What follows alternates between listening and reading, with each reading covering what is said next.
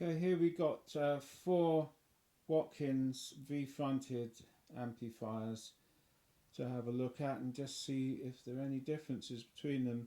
Now, these V-fronted amplifiers are normally known as Dominators, and according to the information available, they were made from 1956 to about 1964. I haven't seen any as early as 56, but one of these is a 1959. And it'd be interesting to see what the differences are.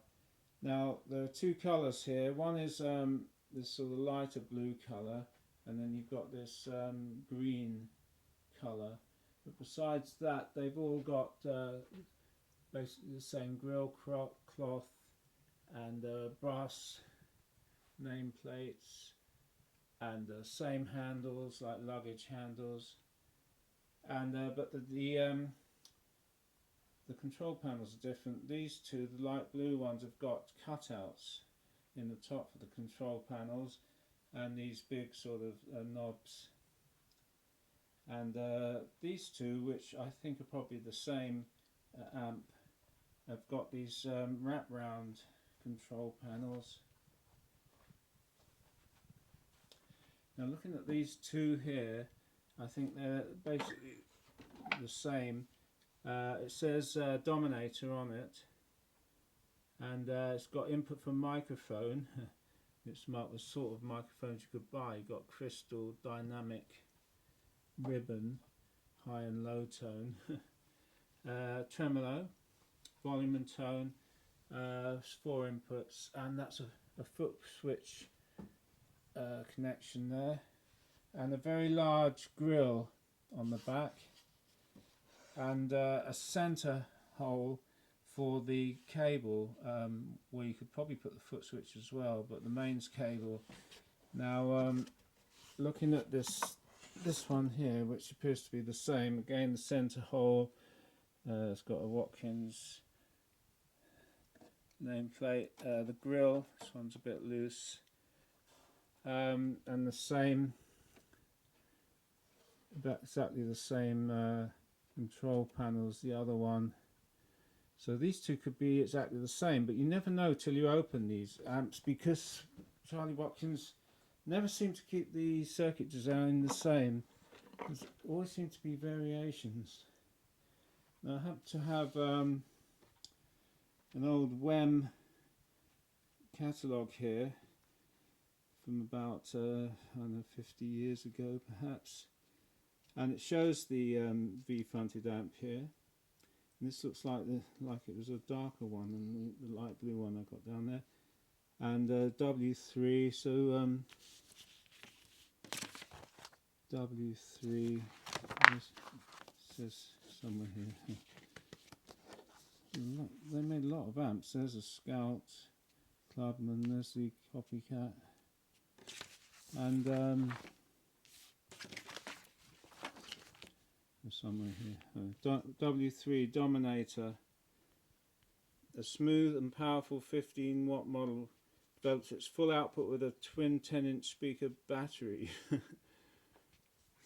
Must have been after the war when they had gun batteries. Now they've got speaker batteries to fire at the audience. Custom built V-line cabinet which gives a perfect acoustically balanced power delivery. 4 inputs with tremolo on 2. Comprehensive range of volume and tone controls, tremolo speed and depth controls, foot switch, an outstanding example of modern amplification, and cover included. I've never seen the original cover on all these Watkins amps ever. Well, later WEM ones, yeah, but not the Watkins one. I've never seen the original cover. Anyway, so it says 17 watts. You know, when they started out they were 10 watts, and then became 14 watts, 15 watts, 17 watts. The circuit remained basically the same. So looking, those 2 appear to be exactly the same. There don't to be any differences on the outside till we take the back off. Now these 2 superficially look the same. They've both got cutouts on the top, same knobs, and black plates. But looking at this one, it says is a Watkins Westminster. and this one is a Watkins Dominator tremolo amplifier. This has got lines on the black, and this is just a plain black, and it doesn't say tremolo amplifier, this is amplifier. Tremolo, volume, tone, tone, volume. This one says tone, volume, tone, volume, and then the tremolo parts disappeared behind the wood. They obviously didn't cut it out enough. And also you notice that this one has got two studs on the top where they must have put bolts through to hold the chassis in place, whereas this one doesn't have them. So already seeing some differences. The knobs are slightly different as well. Now looking at the side, you'll notice this one's got some screw holes here and that one doesn't, and on the other side screw holes again down here, and that one doesn't. That means there's going to be a difference. And then just looking at the back, one has got a cutout in the middle and a grill up here. The other one's got a different material for the grill there, and a cutout here with a foot switch in it. Now I know I've looked at this one here, and it's a 1959. It's a 2EL84, but it's very similar to a Dominator, but I think this is going to be an older amp. Anyway, I'll take the backs off, and that's when you really find out what's inside. These two are probably the same, but it'd be interesting to see if there are any variations. So I'll do that in a second. Okay, I've taken the back off the two appeared identical Dominators, the dark green ones, and they do look virtually identical inside. They've got these little boxes that were made of wood to take housing for the mains cables. There are slight variations. Main cable's been clipped on the side on that one, and on this one it hasn't. It's just gone straight up to the chassis. The chassis are the same as a Scout that I looked at a little while ago. It's got the preamps on a little rubber printed circuit board, and these are printed circuit board amps, not point-to-point wiring, like without the circuit board.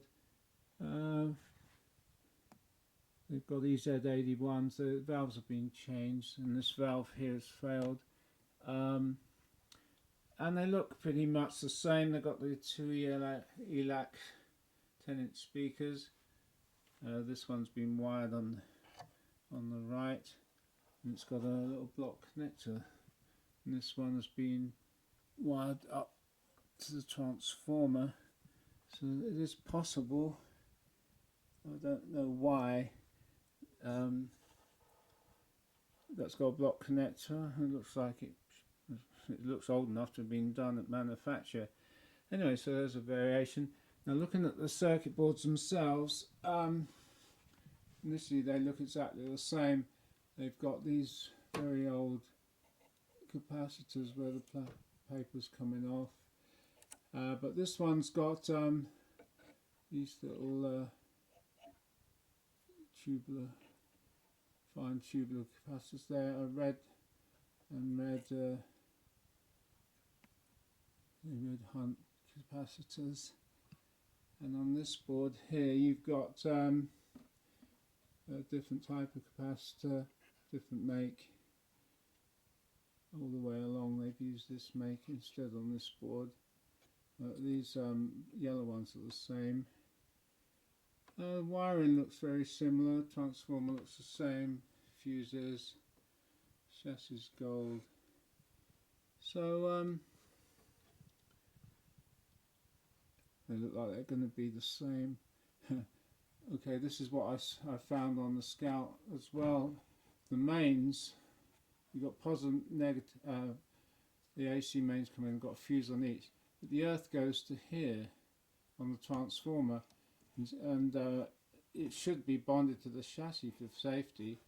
But after going onto the transformer, it then follows this path here from the centre. This is a centre tap position, and the wire, this black wire, goes down to the smoothing capacitor. Then it's connected to the circuit board just here. It runs along the circuit board, getting down to this point on the end of the circuit board here, and it's got this very small piece of wire to this tag fixed to the chassis. Well, that's would be good practice for reducing the hum, but it's not good practice for safety these days. This point here, the earth point, should be taken straight to a properly fixed solid connection to the metal chassis. In fact, that'd be fairly easy to do. You could either get a tag on there, or perhaps one just a little bit further over down here on the screw here. This one's exactly the same. Got the earth and the circuit board all the way down to this little wire at the end. And got input screen wires, tiny little screen wires coming in from the control panel. So these circuits are obviously going to be exactly the same. So and it looks like it's going to be the same as the Scout.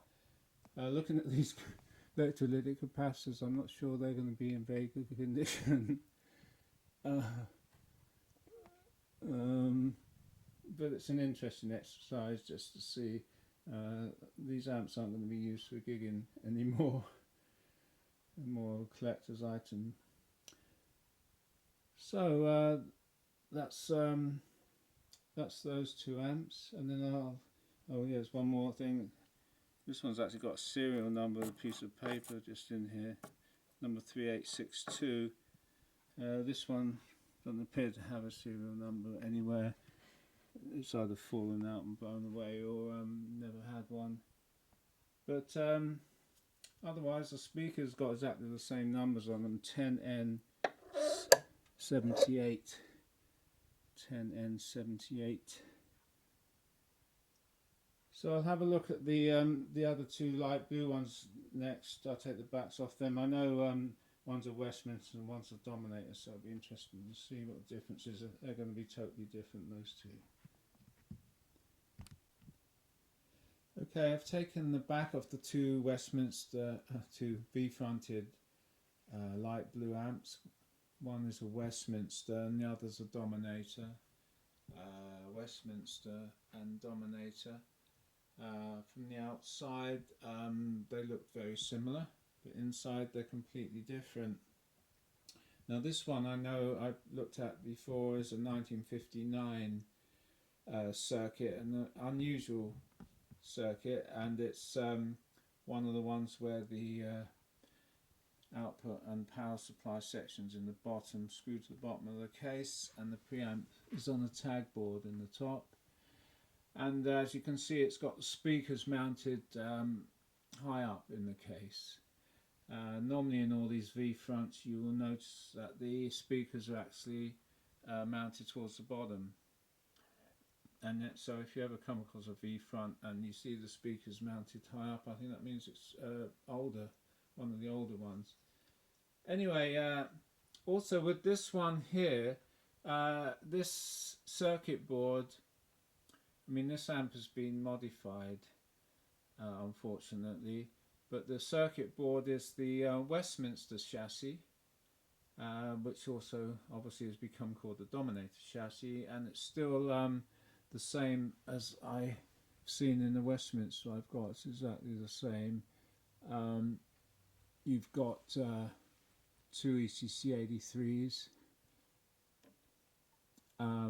actually three ECC83s, two EL84s and an EZ81 rectifier. The output transformer is mounted behind here, and the power transformer, main transformer, is normally in this space here. For some reason someone's decided to add put the power transformer over here, put a much bigger rectifier valve in at the GZ34, and do some extra bits of wiring, taking off the wiring from the EZ81. The rest of the circuitry looks pretty much original. Inside the chassis, these wires are very thin, like they used to use in the early days. Very, very thin wires. Quite neatly wound, and little bends. And all the components, carbon resistor, old Hunts capacitors. Looks like original parts. And as I said, the chassis, the main transformer would normally go here. There's the 4 screw holes in the chassis for it. And this this transformer here, they could have screwed it in the space here. And the other thing about this amp's a bit odd is the red colour inside, but it looks like it was red from original, when it was originally made, because the red is definitely behind, goes all the way behind the cover in here. It's been put on after so it hasn't been painted red by someone. There's a serial number, it looks like 1873 in here, and this one has a number 339T. These serial numbers might be significant, but I've never seen a list, so I don't know. Anyway, still got the original ELAT speakers. Yes, this could be converted back. I mean, this transformer, obviously not original, but could be moved and bolted over here. Get rid of this valve, reinstate the EZ81. Check all these components. This capacitor has got a swelling in the middle, and so that's got to be changed. And speakers are good, so that could be put back to life. I don't know about this cross member. I assume it was was there originally.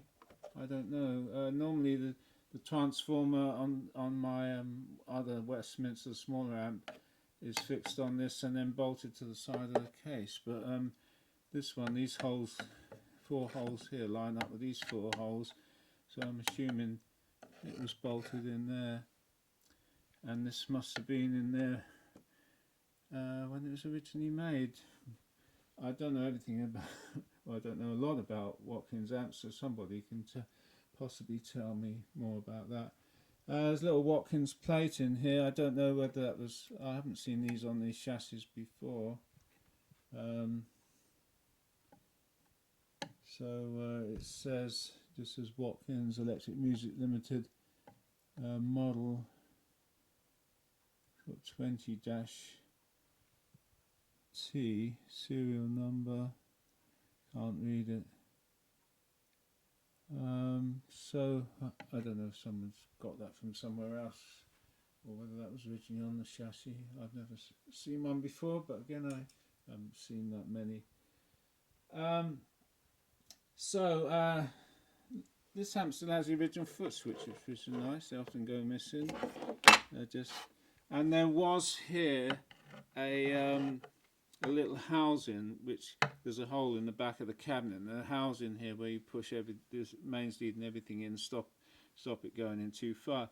Unfortunately, the housing has been ripped off by someone. Just left the 4 little tacks that held it in place. So that's a shame. I don't know why people do those sort of things, but I mean, I don't even know why they did all this. It's just it's just one of those things. But this one anyway is again, it's got the output transformer being changed, but everything else is pretty much original. So I might have a go at of doing this one up. But anyway, there's the differences between another 2 V-fronted amps, and when you open them up, You never know what you're going to find inside.